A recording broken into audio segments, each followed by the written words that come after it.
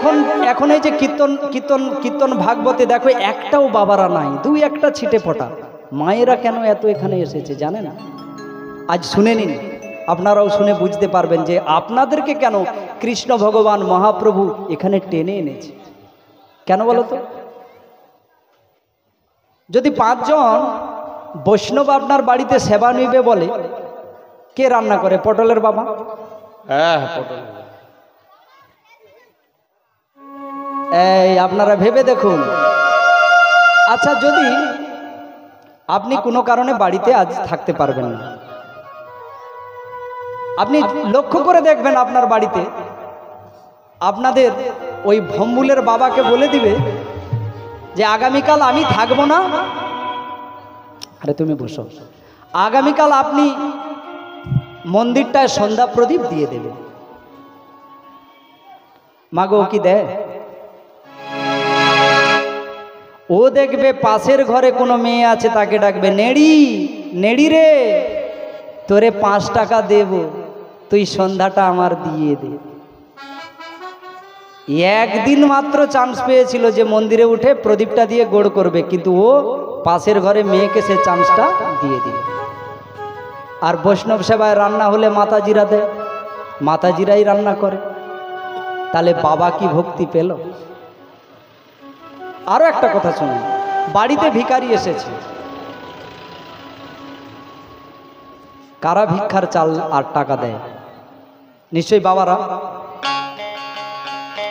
কারা দেয় গো? হ্যাঁ,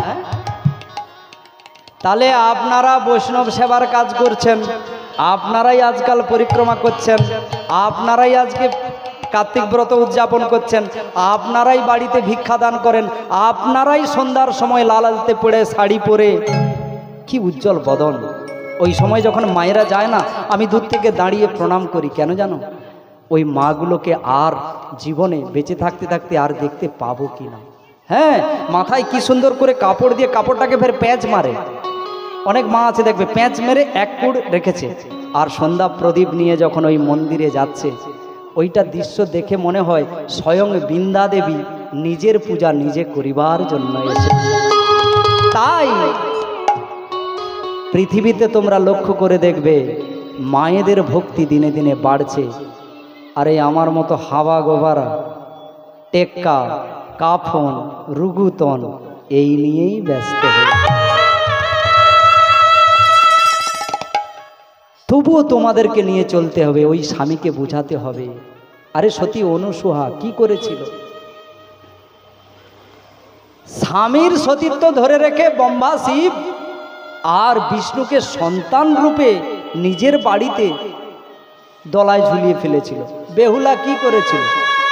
স্বামী দংশনে মারা গিয়েছে, তার বাবা তাকে মনসা পূজা করে না বলে অপরাধে মনসা তাকে কামড়িয়েছে, কিন্তু সারা লোকে সতী। প্রত্যেক ঘরে ঘরে সতীময়ী রমণী মায়েরা রয়েছে, তাই তো বিশ্ব সংসার চলছে।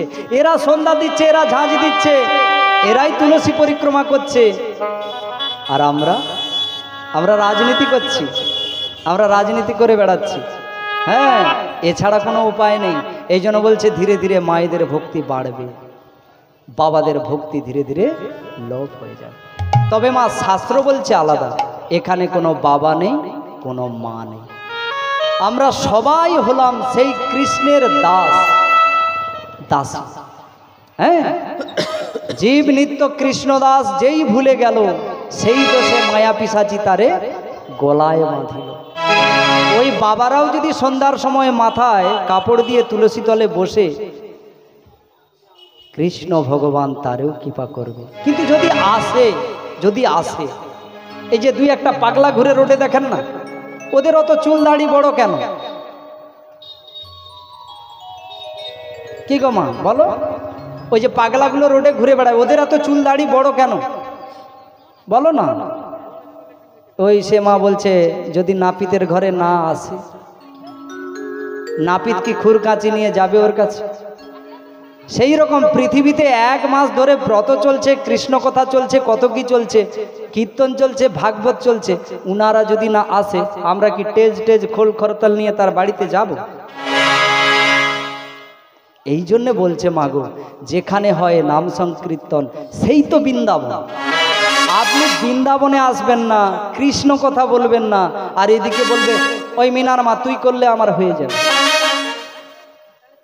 না না না না, এটা সে আধার কার্ডের বিনিময়ে নয়, রেশনের চালদান নয়। তাই তো রেশনেও এখন কড়া করে দিয়েছে, যে দিবে সে পাবে, যে না দিবে তার যাবে। এইখানেই যদি তোমার স্বামীর আর তোমার সইয়ের মধ্যে ডিফারেন্স হয়, স্বাক্ষরে ডিফারেন্স হয়, তাহলে জমালয়ে গিয়ে কি বলবে, মিনার বাবা কখনো কীর্তনে আসে নাই, মোর ভাগেরটা ওকে। এখানে এসেছি একা, যাব একা, কেউ কারোর সঙ্গে যাবে না। তাই আজকে আমরা একটা লীলা কথা ছোট্ট করে গাইব। সেই লীলাটা হলো ভক্ত মাধব দাস। এই যে সেবা, গুরু বৈষ্ণবের সেবা করা,